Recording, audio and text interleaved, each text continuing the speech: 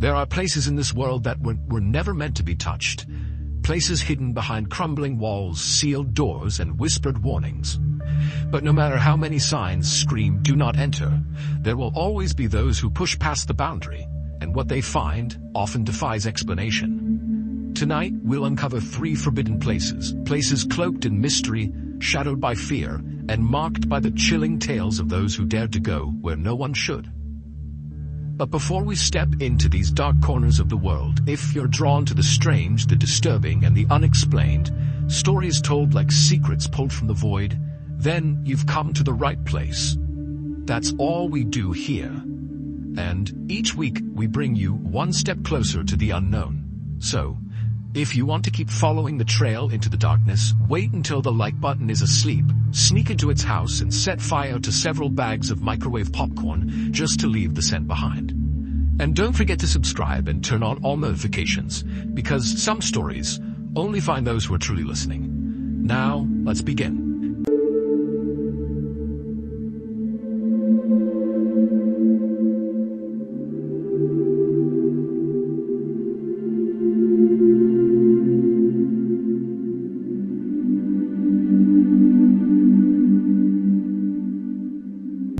On February 15, 2004, 2 police officers drove down a quiet street in a little English village called Murrow, and they pulled over in front of this little brick bungalow. Earlier that day, a neighbor who lived on the street had called the police to report hearing a strange digging sound coming from inside of this bungalow. And so these officers had been sent out to see what the sound was and make sure the occupants of this home were okay. Now, these 2 officers were not particularly worried about the occupants of this house. They assumed that some wild animal must have snuck in while the owners were away, and that was all this was. But, as they would quickly learn, that was not the case. After climbing out of their car, the 2 officers just stopped and listened for a second to see if they could hear this digging sound, but the bungalow was quiet, the street was quiet, and so the 2 officers shut their car doors and made their way up to the front porch of this bungalow and knocked on the front door. After a few moments, when nobody answered, one of the officers reached down and tried the handle and found it was unlocked. And so he opened the door just a crack, and he called out through this opening in the door into the bungalow, saying, "Hey, it's police, we're here to check on you." But when no one called back to them, the officer opened the door the rest of the way, and immediately both officers saw there was a huge problem inside of this house. The entire first floor was flooded with several inches of water, and they could hear from somewhere in the back of the property the sound of running water. And so again, both officers called out into this house to try to get the attention of anyone who might be inside. And when again they were met with silence, the officers walked into the flooded house and began walking straight back towards this running water sound. And eventually, after walking through the living room, they entered this hallway that went right to the back of the property, and as soon as they were in it, they could see there was an open door at the end of the hallway on the left, and it seemed like the running water sound was coming out of that room. And so the 2 officers, one by one, sloshed down this hallway to this room. They turned left, looked inside, and what they saw completely shocked them and immediately sprung them into action. 2 months before these officers came to this bungalow and found it flooded with water, the owner of this bungalow, 51-year-old Ronald McClegish, had broken up with his girlfriend. And this breakup was really hard on Ronald. He was already divorced, he was totally broke, he had loads of health issues like bad asthma, he had some liver issues, and just generally he was someone who was kind of physically frail. And so this girlfriend had been one of the very few good things in his life. And now she was gone, and he was alone again. And so very quickly after this breakup, Ronald fell into a very dark depression. And so for 6 weeks after they broke up, Ronald, for the most part, just stayed in bed and kind of moped around his bungalow, kind of feeling bad for himself. But then finally, at the end of those first 6 weeks after the breakup, Ronald decided he wanted to get his life back together and just move on. So, on February 1st, 2004, so roughly 2 weeks before those 2 officers would come to his bungalow because of the digging sound, Ronald would wake up feeling determined to start anew, and the first thing he was going to do was purge his bungalow of anything that was his ex-girlfriend's. She left a lot of things behind when they broke up. She had not collected them, and so now they were just kind of sources of pain. And where most of her stuff was inside of Ronald's bungalow was in this closet in one of the bedrooms at the end of the hall. So that morning, Ronald headed down the hall. He turned left into the bedroom. He opened up the closet. He went inside, and with the trash bag in hand, he began rifling through everything in this closet, and anything that was hers, he would take it and put it right into the trash bag. And at some point, when Ronald was almost done pulling the last few things of his girlfriend's out and into the trash bag, from behind him, he heard the strange sound coming from the bedroom. It sounded like wood bending or creaking, but before he could turn around to see what the sound was, the door to the closet he was in slammed shut with incredible force, and suddenly Ronald was trapped inside of this closet in total darkness. Now Ronald was likely shocked at first, but he would have reached and tried for the handle and found that no matter what he did, he could not open this closet again. And so Ronald began screaming for help and pounding on the door, but nobody came to help him. The closet that Ronald was in was fairly tall, but it was only 2 feet wide by about 2 feet deep, which meant Ronald could only stand inside of this closet. He couldn't sit down, he couldn't bend down, he literally was trapped standing. And Ronald didn't have water, he didn't have food, he knew that no one was going to be checking on him anytime soon, and even though his bungalow was kind of small and shabby, it was built out of brick, and so the likelihood that his calls for help were penetrating outside loud enough that people could hear them and that they would come in and rescue him was pretty slim. And so at some point that evening, Ronald realized he needed to do something different if he was going to get out of this closet. And so above him were a series of pipes across the ceiling, and so he reached up and he grabbed one of them and he broke it off. He was likely thinking that with this pipe, maybe he can burrow a hole in the wall and crawl through to another room, or maybe he can punch a hole in the door and somehow unlock it, or at a minimum with the metal pipe, smashing it against the wall or the door would be louder than any noise he could make by yelling. However, the second he broke that pipe off the ceiling, something horrible happened. The pipe he broke was a water pipe, and as soon as it was broken, icy cold water began pouring down directly on top of Ronald's head and face. And again, because he can only stand basically in the middle of this closet, he couldn't get out of the way of this water. It was like he was under a waterfall and couldn't go anywhere. And so he likely tried to ignore the water and tried to use the pipe and screamed and do anything he could to get someone to know he was in here, but no one could hear him, and so it was like he was being tortured with this freezing water, and he's in this tight claustrophobic space, it's total darkness, and he's totally panicking. And for days and days, that would be Ronald's nightmarish reality. But despite how terrible his circumstances were, Ronald continued to use that pipe to both smash the walls to make loud sounds. He also began burrowing into the walls, trying to make a hole. But Ronald was getting weaker and weaker. He became very sick. And also, because the water was constantly hitting his head and face, his skin got so saturated that literally his skin started falling off. It basically opened up into these sores and began to sag, and the water just began brushing his skin off. And so finally, after about a week of being trapped in this closet in these terrible conditions, Ronald realized help was not going to come in time.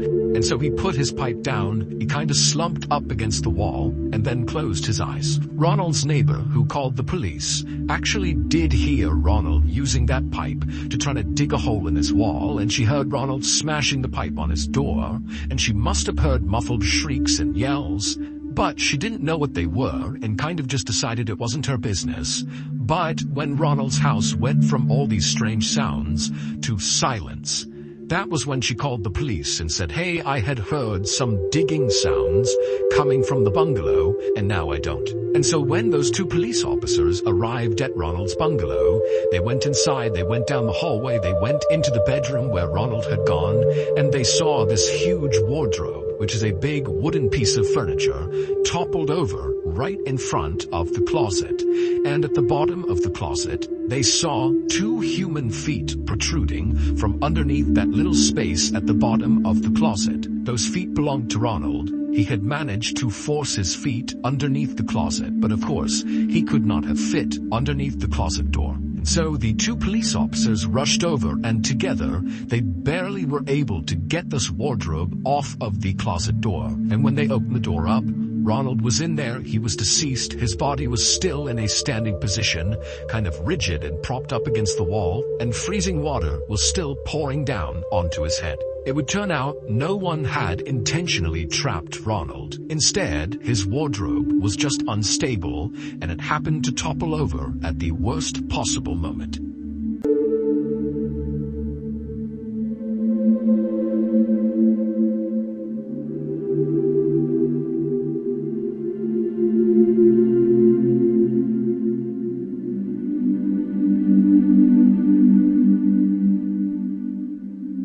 On Thanksgiving morning in 1900, an 18-year-old named Thomas Peddler told his mother that he was going out for a bit, but he'd be back in time for turkey that afternoon, and then he grabbed his jacket and his coat and he headed out the door. Thomas lived in a very working-class neighborhood in San Francisco, California, where, generally speaking, nothing big really ever happened. It was kind of a place where people just worked and that was it. But on this day, something huge was happening in Thomas's neighborhood.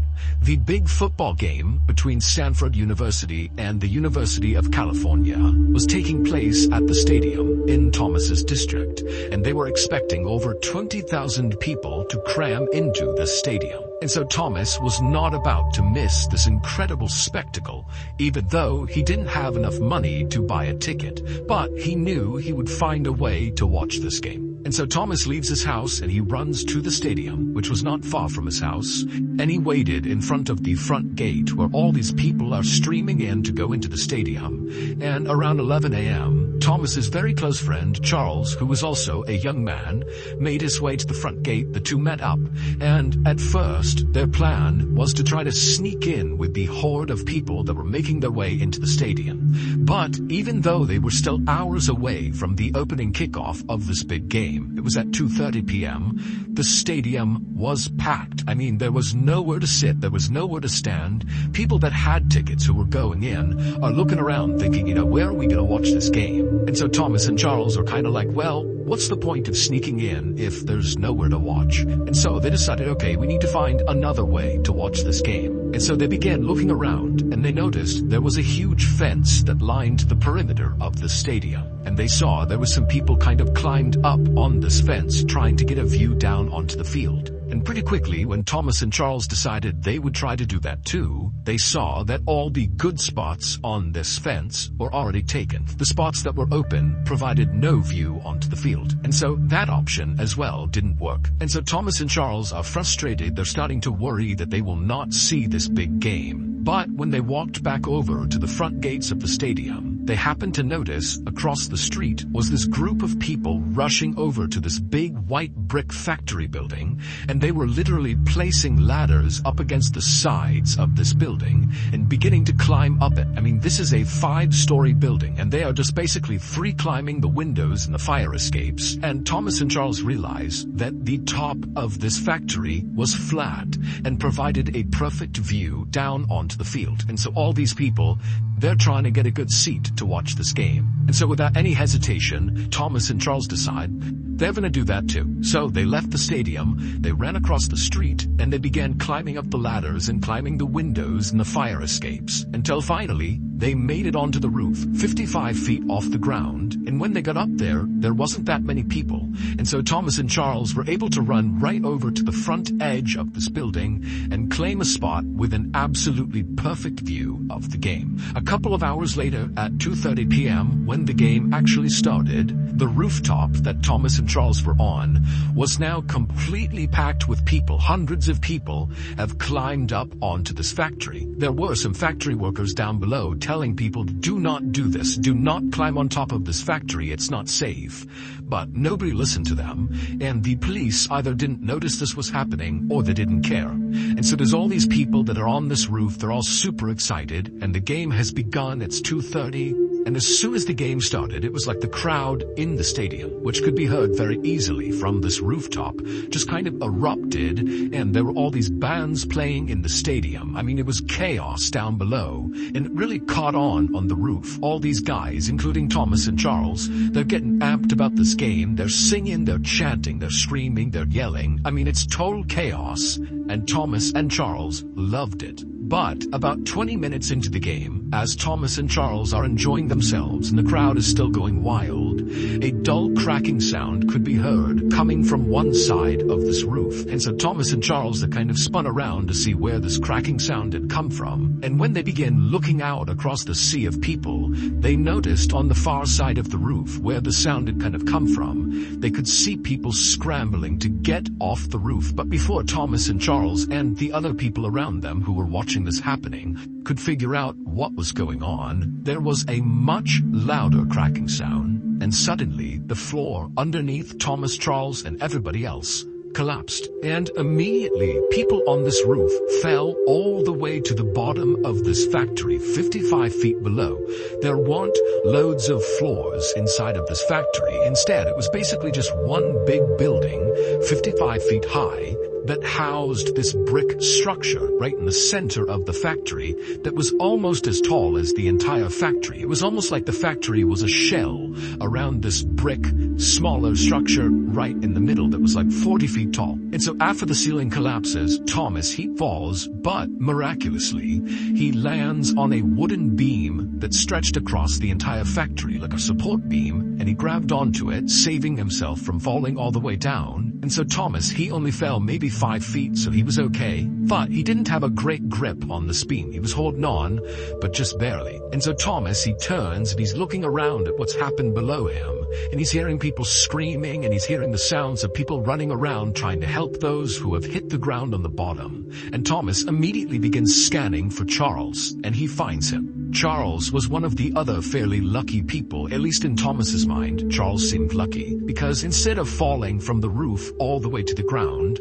Charles and 15 or 20 other people had fallen right onto that brick structure that kind of made up the main part of this factory. And so Charles had only fallen maybe 10 or 15 feet onto the structure. And so Thomas is thinking, oh, Charles and these other people did survive this fall, they're okay. However, the second Charles and the others, who supposedly were saved by landing on this brick structure, the second they hit that brick structure, despite not suffering catastrophic injuries like broken bones and horrible internal injuries, these people on the brick structure began letting out these primal screams, these just horrible, blood-curdling screams, and as they did, these loud popping sounds began coming out of their body, and then their bodies began contorting forward, almost like a bug rolling up onto itself.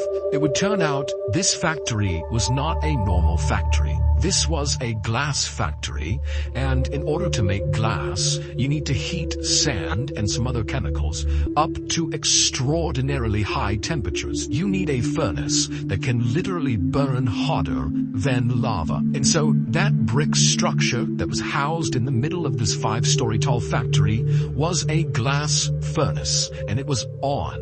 And so even though the inside of this furnace was the hottest place, it was over 4,000 degrees Fahrenheit, the outside of this furnace, where Charles and the others had landed, believing they were saved from this 55-foot fall to their death, was still extremely hot, so hot that the factory workers couldn't even go near the furnace, even with special equipment on. The way they worked with this furnace was with these long metal pokers. They would work the flames in the glass at a distance. And so the instant that Charles and the others landed on the top of this furnace, they began to light on fire. those snapping sounds that were coming out of their bodies was the sound of them instantly igniting on fire. And so Thomas and the others who had initially survived this horrible collapse watched as Charles and the others shrieked and shrieked, and their bodies continued to contort, and they continued to burn and smolder, and Charles actually, he would roll up so tightly that his body began to roll down the curved side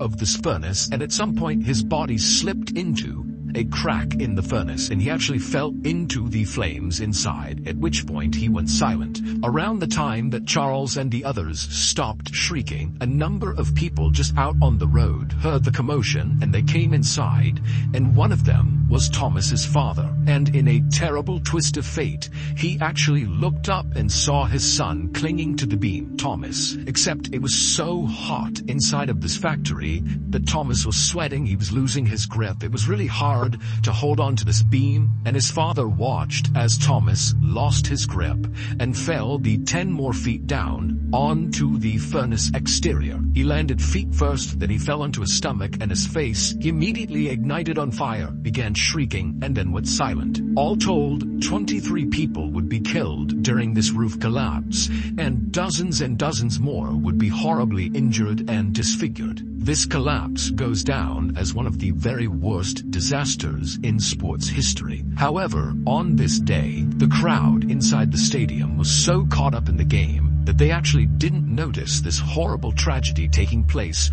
just 100 feet away from where they were. It wasn't until the end of the game, when the winning team's fans carried their players in this kind of spontaneous parade out of the stadium to celebrate, that they walked out onto the street and saw all these burnt up, rolled up corpses of the people who had landed on the furnace.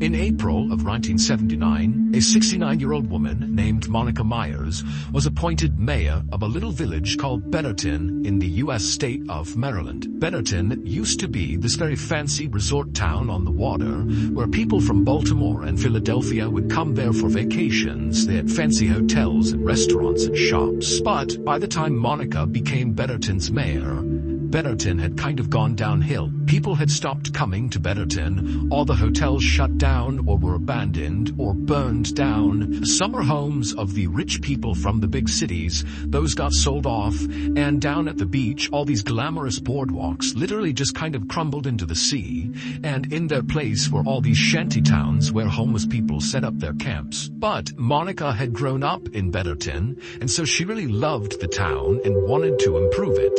And so when she became mayor in 1979, she really leaned into her new role way more than other mayors would. Instead of managing the village from an office like most mayors would do, Monica literally went out in town and just began doing lots of jobs around the town for free. She would ride around with the police and literally stop crimes in action. One time she stumbled across someone looting a vacant hotel, and she personally got out, chased this person down, and made them put everything back that they had taken. She would pick up trash on the beach, she would do random repairs on people's homes and businesses all over town, and sometimes she would just go door to door asking people how they were doing. And so very quickly, the people of Betterton really grew to love Monica, and they loved seeing her every single day just out and about making Betterton a better place. And so, on March 20th, 1980, roughly 1 year into Monica's tenure as mayor, it was immediately noticeable to the people of Betterton when Monica was nowhere to be seen. That day, she did not go to the police station in the morning like she normally did. She was not seen at the beach doing her trash pickup, and she didn't knock on anybody's door. And so by mid-morning that day, the people of Betterton, all 120 of them, were basically out in force looking for Monica. And at 11:30 a.m., the police in Betterton got a call about Monica. It was this guy who was totally panicked. He could barely make a sentence, and he basically just told the police, "You gotta get here now." And so the police hopped in their cars, and they sped to the address this guy gave them. And when they got there, they saw it was this very plain, boxy building that was kind of tucked back in the woods. It was far away from the town center, and really nobody ever went over here. And the police, when they parked their cars, they saw the guy who had called the police, the distraught caller, was standing outside of the front door. He was obviously crying, and he was waving for them to come over and follow him into this building. And so the police got out of their cars that ran over to the sky, and they're asking him, what happened? Where's Monica? What's going on? But this guy was so hysterical, he really could not describe what happened to Monica. He just kept telling them to come on, follow me. And so he led them into this building, and pretty quickly they entered this huge warehouse where all across the ceiling were these big metal catwalk areas that kind of zigged and zagged all over this warehouse, and below them, all over the floor, were these huge industrial-sized 15-foot tall vats that contained something. And so this guy who had led police here, he stops and he just points at the nearest vat. And so the police, picking up his cue, begin walking towards this vat. And as they got closer and closer, they were hit with this horrible smell that made them gag and cough, and before long they had to stop and kind of compose themselves. The smell was so bad. It would turn out this building that was kind of removed from the town center of Betterton was Betterton's sewage treatment plant. And that morning, Monica had gone to the treatment plant to help clean some of these 15-foot tall industrial-sized vats that contained human waste. She had done this enough times that when she was here, she did not need any supervision. And so that morning, she was alone. She climbed up onto one of the catwalks over one of these big vats, and she had reached down with her testing kit to test the sewage to see how much cleaning it would need. And as she did that, she somehow slipped and fell into the big vat of human waste. Now, she would not have immediately gone under. It was not like a liquid. It was more like clay or really thick mud, where at first she would have kind of been laying on top of the sewage. But as soon as she tried to move to get out of the sewage would have functioned more like quicksand, where as soon as a part of her body went under the surface, it would not come up again. And so, after the police composed themselves, they climbed up onto the catwalk, and they looked down, and they saw Monica, who was face down, partially submerged inside of the spat, and she was deceased. Her autopsy would reveal that she died of drowning, which means she literally inhaled human waste.